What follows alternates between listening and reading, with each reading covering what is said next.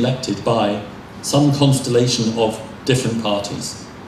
So you have different factions, different coalitions. So some parties might come together to elect this person, and then you'll get completely different parties coming together to elect this person to the government. So that it's meant to be across the board representative, not really about personality, more about policy. So there's never a call for new elections? No. The elections are every 4 years, that's it. The only time you get an mid-term election is if someone were to resign, which does happen, or die. So the shortest serving government minister only served a year. He died a year after he was elected. And so then, of course, Parliament had to elect a new minister to replace him because there was still 3 years left on his term. The members of government do not have to be in Parliament. So the woman in the middle, Evelyn Widmer-Schlumpf, who is I think she's the finance minister now, she keeps changing. She was the woman who was elected to oust Christoph Blocher. She was the finance minister for one of the cantons. She was not sitting in Parliament when she was elected. So basically any person who is eligible to vote can be elected to the government. They don't have to be in Parliament. If they're members of Parliament, do they retain their seats? No. So a by-election, Simonetta Sommaruga was a by-election to replace an outgoing minister. Her seat in Bern was then up for election straight away because it was another 2-3 years until the general election. So if you get elevated to the government, your seat is then up for election as a standalone single election.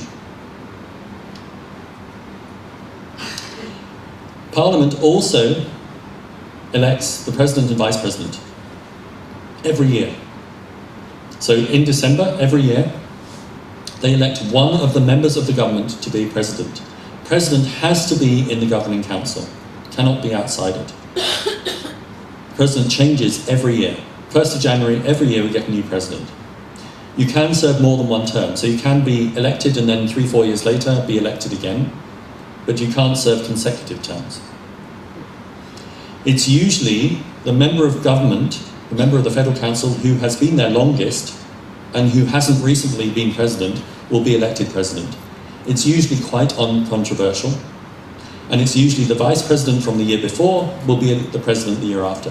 So this year at the moment we have Uli Maurer, who is the defense minister, also the sports minister, the only country in the world where the army minister looks after the football team. He is the president. The vice president is the foreign minister, Didier Buchhalter. So generally he will be, if everything goes to plan, he will be elected president in December and take over on the 1st of January. They have no more power than the other 6 members. It is literally a figurehead role because someone has to shake hands and make speeches. When occasionally the president does take on more power to him or herself, it really is not popular. Hans Rudolf Merz was finance minister a few years ago. He was also president. He went to Libya to try and secure the release of 2 Swiss hostages. He had a meeting with Gaddafi. He got a signed piece of paper saying that they would be released, and of course they weren't. And he came in for a lot of flack, not only for going, because that should have been the foreign minister's role, that is not the president's role, but also for signing something which he had no power to do, because Parliament wasn't involved, the Federal Council wasn't involved. And so when the presidents can come in for a lot of flack, if they do things which are seen as unpresidential. Uli Maurer recently, last 2 weeks, has been campaigning in Graubünden, the biggest canton in southeast Switzerland, to secure Olympic candidacy for the Winter Olympics in 2022. He's sports minister, so it is part of his job. But he was doing it more as president, saying, well, I'm president, and I think we should have it, and I will guarantee 1 billion francs to cover any deficit. That was seen as possibly a bad move. Graubünden voted against the candidacy on Sunday last week. There's now no going to be Swiss candidate for the Winter Olympics. You had a question, Anne? No. Yeah, I just wanted to know, do they have to do all of their tasks Yes. with their thing while they're president too? Okay. Yes. So he is defense minister and president at the same time. And that's largely because the president doesn't involve that much. He has said he doesn't want to travel abroad.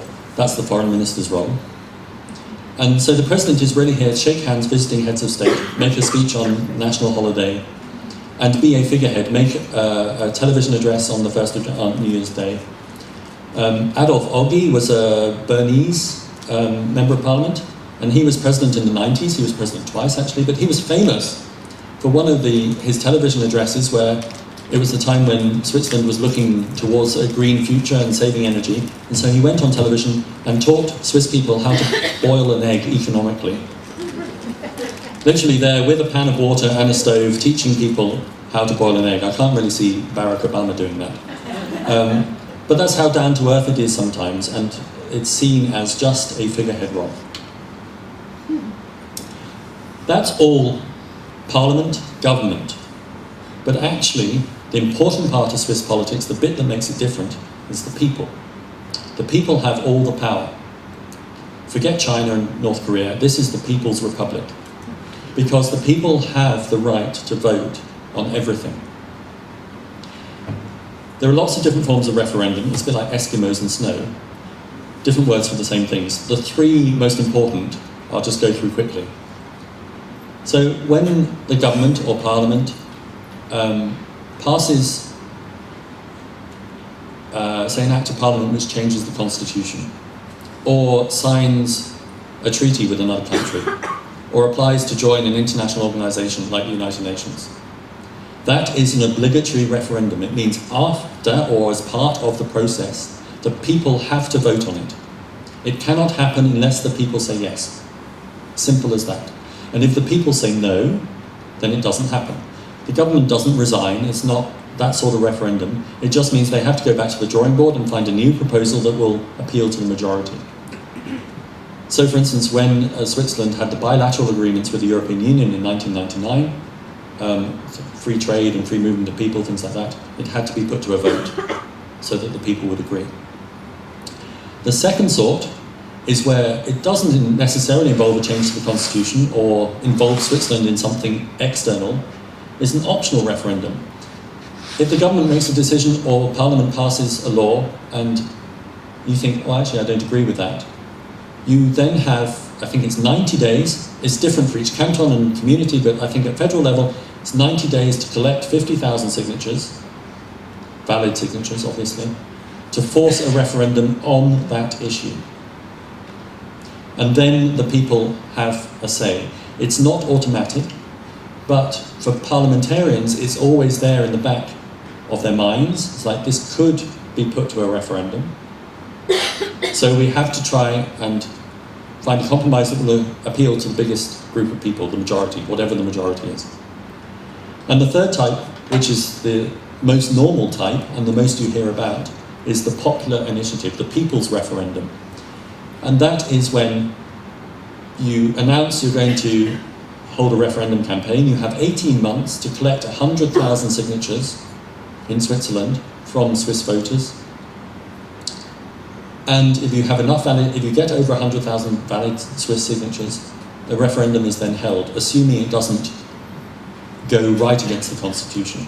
But some of the most famous referendums have been popular initiatives, like joining the United Nations, banning the construction of new minarets. The one on Sunday, which we had, the Minder initiative, blocking huge bonuses.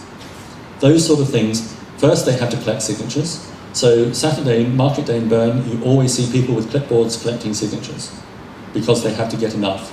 And very often they don't get enough. And very often, even if they get enough and it goes to a referendum, it fails. Only 10% of popular initiatives actually get passed. So they're really unpopular initiatives on the whole. But it's very often a way that people can direct policy.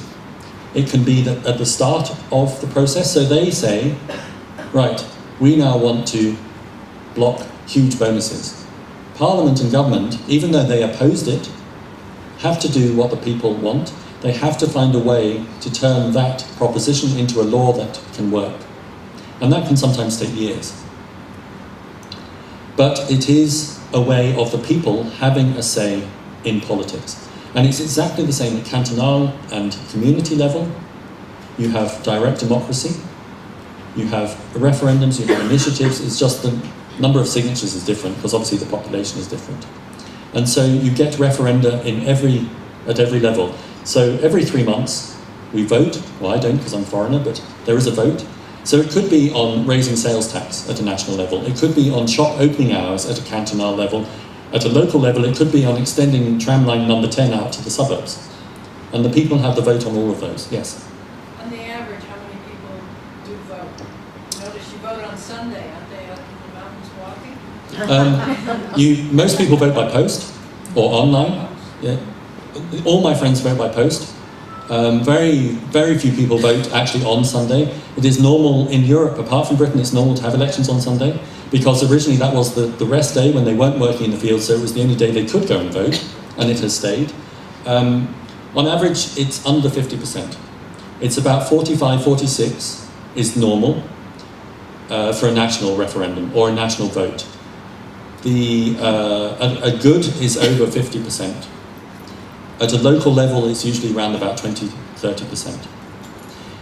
And there are lots of theories about this. It could be that they're fed up with voting every 3 months and they're just tired. It could be that most of the referendums are about change and they actually like the status quo and so don't bother voting on something that will change. Or it could be that they just don't feel involved on that particular issue. When a big issue comes along, like joining the UN, abolishing the army, which was the voting in 1989, then turnout goes up to 70% or so. So it does fluctuate. And it can be very, very close. The proposition to join the European Economic Area in 1992 failed by 0.2% of the vote. And it was a huge vote for Switzerland because it meant it wouldn't join the European Economic Area. It was outside Europe. Even Norway and Liechtenstein, other neutral countries, have joined that. But Switzerland didn't, and so it has dominated the political scene in Switzerland for the past 20 years, because of that one vote, which was a few thousand votes difference. Even in Bern, in 1894, we used to have in Bern a huge gateway to the city, the Christoffelturm, had a giant statue of St. Christopher welcoming all the travellers. It was in the way of the new tram lines, but they had to vote on whether to knock it down or not, so they had a vote. And it was passed by 4 votes, and they knocked down the tower. And of course, ever since then, people have been discussing, was it the right thing to do? Yes, we have a nice modern tram system, but we got rid of this wonderful medieval building. And it was a very close vote. So that's why I say to all my Swiss friends, please vote, because I can't. Because foreigners make up 25% of the population here, but do not have the vote. So just a quick word about women in the vote. Helvetia is the Swiss national heroine. She's on the stamps and the coins. Women did not have the vote until very late. In 1959, the first canton to give women the vote at a cantonal level was Canton Vaud, which is Lausanne and Lake Geneva region. It took another 12 years for women to get the vote at national level.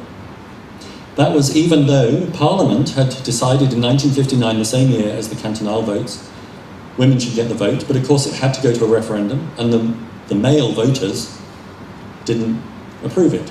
It's a bit like turkeys voting for Christmas. It took 12 years, and I think 2 more referenda before they approved. And even then, some cantons resisted.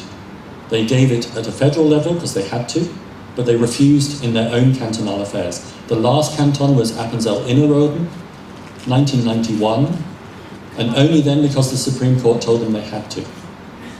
They had no choice. Otherwise, they would have voted against it again. But once women got the vote, that was in February, that referendum. In the October election that year, there were already 11 women in Parliament.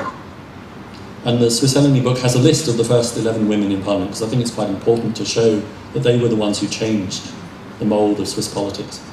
It only took 13 years for a woman to get into the government, and that was Elizabeth Kopp. 1984, and then another 15 years, the first woman became president. That was Ruth Dreyfus. So it actually was quite quick. 28 years from getting the vote to becoming president. America's still waiting, even the vice president. And so change did happen quite quickly then, but it had been building up for quite a long time. And then in 2010, the 7 members of the government, for the first time, 4 of them were women. So you had a majority female government in Switzerland. It only lasted 400 days because Michel Kaminer retired as foreign minister and was replaced by a man. But it was that moment when Switzerland was ruled by women. And not even 40 years before they didn't have the vote. What's interesting, when you look back at the campaign, the referendum campaign for 1971, a lot of women did not want the vote. They did not want that responsibility. Because it is a lot of responsibility, there's a lot of voting. And they thought they were better served by influencing their husband's voting behaviour. And the posters are incredible. It's children's dummies covered with cobwebs. It's like, this is what will happen to our children if women have the vote. They will be neglected. And that's 1971, not 1871. So, women in parliament is about 20%. It's about worldwide average. But in government, there are still 3 women, not quite half, but still well represented. That's it. Obviously, I'm on Facebook, I'm on Twitter, I have a website where I write about Switzerland, Swiss politics, Swiss life every week. And please do write reviews on Amazon or Goodreads. It really helps sell books. I know that as a bookseller and a book buyer. And if you have any questions about what I've just said, then shout. Because we have 10 minutes.